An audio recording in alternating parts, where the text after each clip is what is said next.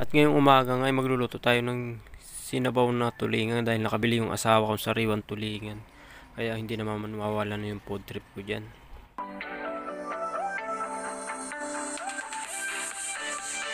Tapos nga niyan ay nagpainit na pala ako ng kawali at saka linagay ko na yung okra natin.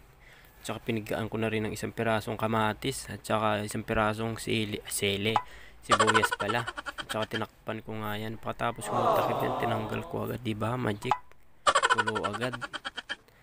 Tapos nga kulo dyan, siyempre pakalambot ng mga gulay natin dyan, yung okra, linagay ko na rin yung atin malinis na natulingan, tinanggalan ko na ng hasang. So patapos nga yan, inaayos ko yung para maluto naman yung mga itaas ng atin tulingan, pinailalim ko yung tulingan natin. At saka naglagay rin ako ng 3 piraso palang sili. At saka isang dakot na asin.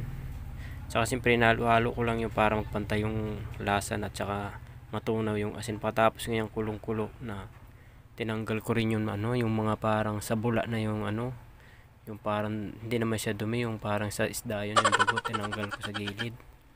Tapos hanggang kulo, linagay ko na naman yung atin gulay. Yung gulay pala natin dyan, marami dito sa amin, alugbati, mura lang yung alugbati, makakabili ka lang ng 5 piso, marami na. Tsaka inalo ko nga dyan, hintayin natin na malambot na yung gulay natin. Pagkatapos nga niyan kulo, siyempre pinatay ko na kasi luto na yung ating isda at saka yung gulay natin. Tinagyan ko naman dyan ng pangpaasim natin yung kalamansi, 3 piraso pala o 4 na piraso palang kalamansi.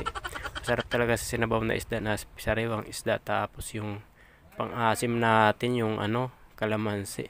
Tsaka siyempre mayroon tayo dyan ng kanin lamig.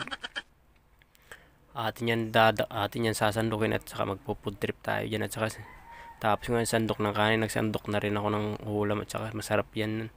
Mainit-init pa yung sabaw.